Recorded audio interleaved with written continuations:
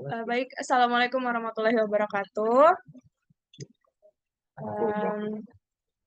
Terima kasih atas kesempatan yang diberikan kepada kami. Selamat pagi, selamat siang, dan juga selamat sore kepada teman-teman yang sedang menonton. Perkenalkan, kami dari kelas 22 Manajemen Keuangan. Dan kali ini akan memaparkan hasil diskusi kami pada mata kuliah Manajemen Keuangan Daerah tentang standar belanja. Sebelumnya kami mengucapkan banyak-banyak terima kasih kepada Bapak Arya Agung Nugroho SE MBA sebagai dosen pengampu di mata kuliah kali ini dan juga kepada teman-teman yang sudah menyempatkan waktu untuk menonton hasil presentasi dan juga diskusi kami. Berikut adalah anggota kelompok dari materi kali ini, yaitu ada Dwi Saputri, Ella Sri Karmila, Fitria Putri Harindra, yaitu saya sendiri, dan juga Lindiani. Kita masuk ke materi pertama, standar belanja yang akan saya jelaskan sendiri. Jadi standar belanja adalah acuan yang digunakan dalam perencanaan dan pelaksanaan anggaran belanja pemerintah daerah. Jadi pemerintah itu dalam merencanakan dan juga melaksanakan anggaran belanja itu harus punya standar belanjanya. Jadi standar belanjanya ini yang dijadikan acuan sebelum pemerintah melakukan perencanaan dan juga melaksanakan anggaran dari belanja pemerintah daerah sendiri. Nah, standar ini mencakup komponen biaya yang wajar dan diperlukan untuk mendukung kegiatan pemerintah daerah secara efisien dan juga efektif. Tujuan dari standar belanja sendiri ada 3, yaitu yang pertama menjamin penggunaan anggaran yang lebih efektif, efisien, dan juga transparan. Yang kedua menghindari pemborosan serta potensi penyalahgunaan anggaran. Dan yang terakhir memberikan acuan dalam penghitungan kebutuhan belanja untuk kegiatan pemerintah daerah. Selanjutnya, pengertian biaya standar atau standar cost yang akan dijelaskan oleh Saudari Dwi Saputri. Kepada Dwi, dipersilahkan. Baiklah, untuk materi selanjutnya yaitu tentang pengertian biaya standar atau standar cost. Biaya standar adalah pengukuran dari elemen-elemen biaya yang seharusnya itu terjadi untuk melakukan suatu kegiatan atau juga membuat suatu unit produk. Standar di sini artinya itu patokan, acuan, pedoman, atau juga tolak ukur. Jadi, bisa disimpulkan bahwa biaya standar ini artinya patokan atau juga acuan biaya yang ditentukan di tahap perencanaan untuk mengukur suatu pelaksanaan biaya yang sesungguhnya. Jadi, biaya standar ini harus disusun secara tercermat dengan memperhitungkan semua faktor yang mempengaruhi penyusunan dari biaya standar sendiri, baik itu internal maupun eksternal. Adapun manfaat dari biaya standar ini yaitu sebagai alat perencanaan anggaran, sebagai alat pengawasan pelaksanaan anggaran, dan juga sebagai alat pengukuran kinerja. Boleh next? Boleh next? Oke, yang pertama biaya standar sebagai alat perencanaan anggaran.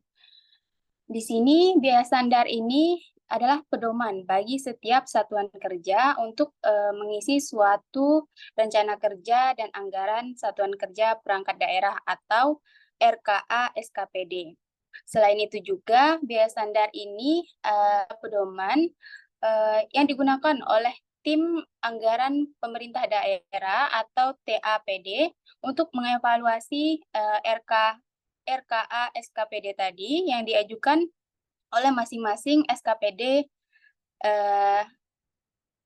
dan tim anggaran pemerintah daerah juga berkepentingan untuk memastikan bahwa penyusunan RKA SKPD tadi sudah menggunakan biaya standar yang dituangkan dalam surat keputusan kepala daerah tentang standar satuan harga sehingga anggaran yang disusun tadi ekonomis dan juga efisien.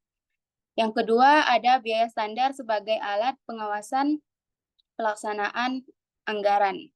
Jadi, biaya standar juga bisa digunakan sebagai alat pengawasan pelaksanaan anggaran, yaitu dengan memastikan bahwa pelaksanaan anggaran tadi telah sesuai dengan rencana yang telah ditetapkan.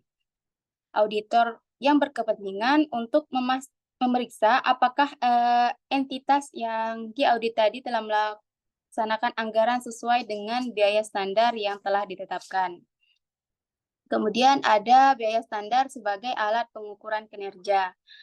Biaya standar bisa digunakan sebagai alat untuk mengukur kinerja, yaitu dengan cara membandingkan biaya standar yang dianggarkan dengan realisasinya, atau lebih populer disebut dengan analisis varian. Jadi secara umum dalam arti tidak terdapat kejadian yang luar biasa jika realisasi biaya ternyata lebih rendah dibandingkan biaya yang sudah dianggarkan, maka kinerjanya dinilai baik karena berarti mampu melakukan efisiensi. Sebaliknya, jika realisasi biaya lebih tinggi dari biaya yang dianggarkan, maka kinerja yang dinilai tadi kurang baik karena dimungkinkan terjadinya pemborosan anggaran. Jadi setidak-tidaknya setiap SKPD tadi harus berupaya agar realisasi biaya tadi tidak melampaui biaya standar yang telah ditetapkan dalam suatu anggaran. Mungkin itu saja yang bisa saya paparkan. Saya kembalikan kepada moderator.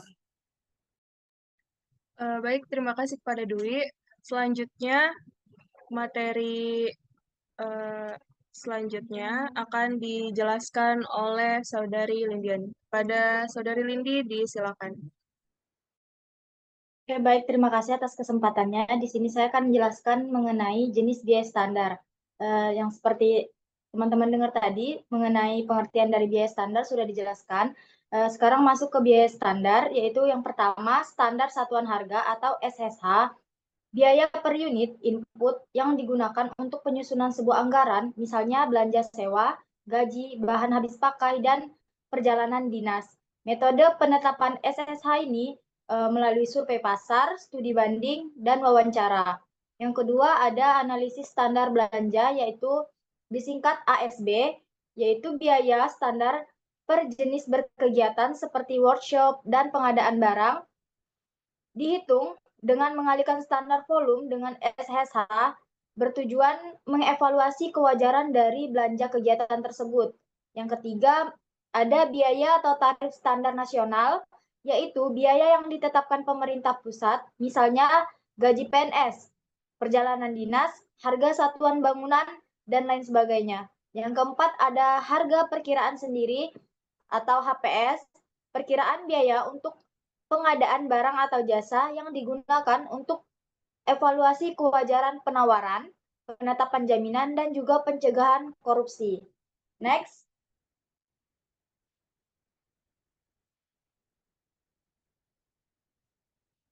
Nah, di sini mengenai materi cara dari membuat HPS itu sendiri.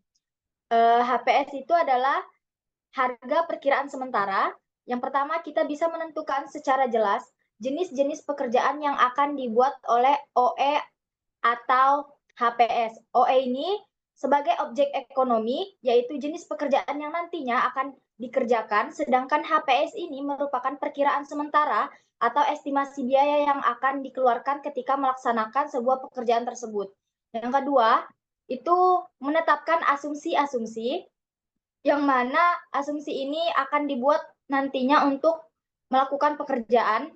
Yang ketiga, mengumpulkan data dan informasi, yaitu data-data dikumpulkan melalui riset untuk menentukan harga dan barang atau jasa yang diperlukan nantinya untuk perjalanan pekerjaan tersebut.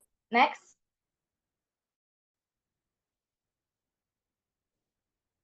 Yang terakhir ini ada biaya standar dan anggaran.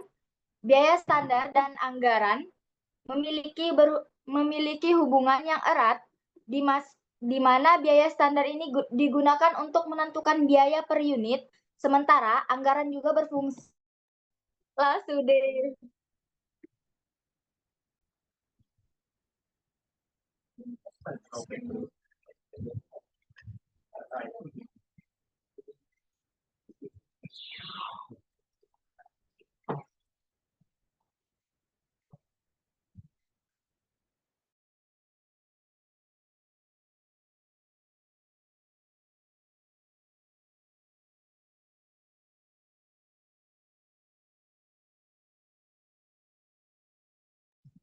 Oke, silahkan.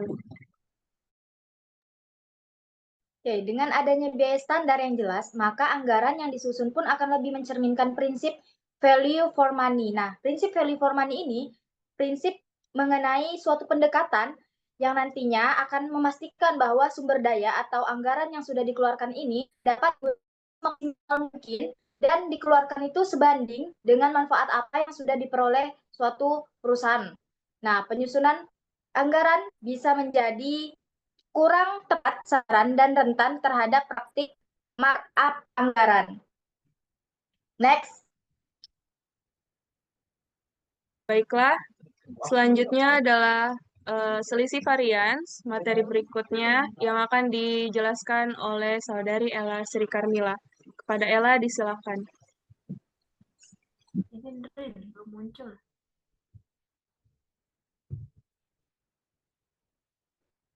Oke, baiklah di sini saya akan menjelaskan materi kami, yaitu tentang selisih atau varians. Nah, perbedaan antara biaya standar dengan biaya sesungguhnya atau disebut juga sebagai selisih atau varians, terdapat dua jenis selisih anggaran, yaitu selisih menguntungkan atau bisa juga disebut sebagai favorable variance dan selisih merugikan atau unfavorable variance.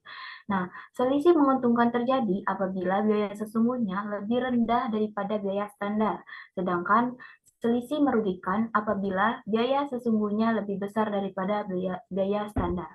Next. Oke, selanjutnya di sini ada beberapa selisih yang terjadi pada unsur belanja dan sebab-sebab terjadinya. Yang pertama itu di sini ada selisih pada belanja yang tidak langsung. Bisa disebabkan oleh selisih belanja pegawai, selisih belanja bunga, selisih belanja subsidi, selisih belanja bantuan sosial, selisih belanja bantuan keuangan, dan selisih belanja tidak terduga. Selanjutnya itu ada selisih pada belanja langsung, meliputi selisih belanja pegawai, selisih belanja barang, dan selisih belanja modal. Next.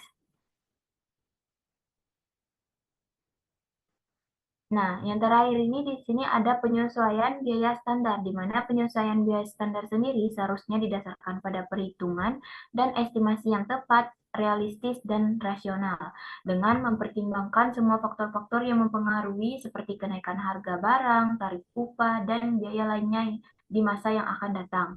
Sebelum menyusun perkiraan biaya, perlu dilakukan pengkajian atas biaya di masa lalu sebagai pertimbangan serta estimasi terhadap kemungkinan perubahan yang akan datang di masa yang akan datang. Nah, jika dalam implementasi anggaran biaya standar yang ditetapkan kurang tepat, maka perlu dilakukan perbaikan atau penyesuaian. Namun, sebaiknya penyesuaian ini tidak dilakukan terlalu sering dan sebelum mengubah standar, penting untuk menyelidiki apakah masalah terletak pada biaya standar atau pelaksanaannya. Nah, jika masalahnya bukan pada standar tetapi pada pelaksanaan, maka tidak perlu mengubah biaya standar tersebut. Mungkin itu saja materi yang bisa saya sampaikan. Saya kembalikan kepada moderator. Terima kasih. Terima kasih kepada Ella atas penyampaian materinya. Selanjutnya yang terakhir adalah kesimpulan dari hasil diskusi kami. Yang pertama, biaya standar merupakan instrumen penting untuk perencanaan dan pengendalian belanja serta evaluasi kinerja. Seperti yang telah saya sampaikan tadi bahwa biaya standar ini harus menjadi acuan bagi pemerintah sebelum melaksanakan perencanaan dan juga pelaksanaan belanja pemerintah daerah. Nah, lalu pemerintah daerah perlu membuat standar biaya yang mencakup dua hal, yaitu biaya standar per unit input dan biaya standar per kegiatan. Lalu yang kedua, terdapat beberapa jenis biaya standar yang terdapat di pemerintah daerah, antara lain standar satuan harga atau SSH, lalu analisis standar belanja atau ASB, biaya atau tarif standar nasional dan harga perkiraan sendiri atau HPS, atau Owner's Estimate atau OE. Dan yang terakhir, pada tahap pengukuran kinerja dan evaluasi kinerja anggaran, pemerintah perlu membandingkan antara biaya standar dengan biaya sesungguhnya untuk mengetahui ada tidaknya selisih atau varians anggaran. Terdapat dua jenis selisih anggaran, yaitu selisih menguntungkan atau favorable variance dan selisih merugikan atau unfavorable variance, di mana analisis variance tersebut penting untuk menentukan tindakan manajemen pemerintah daerah yang harus dilakukan. Baiklah, mungkin itu saja hasil diskusi kami soal standar biaya. Terima kasih banyak atas teman-teman yang telah menyaksikan dan juga telah memahami. Semoga materi yang telah kami sampaikan bisa menjadi bermanfaat bagi teman-teman semua yang menyaksikan hasil paparan kami. Baik, begitu saja. Saya dan juga teman-teman pamit undur diri. Terima kasih banyak. Wassalamualaikum warahmatullahi wabarakatuh.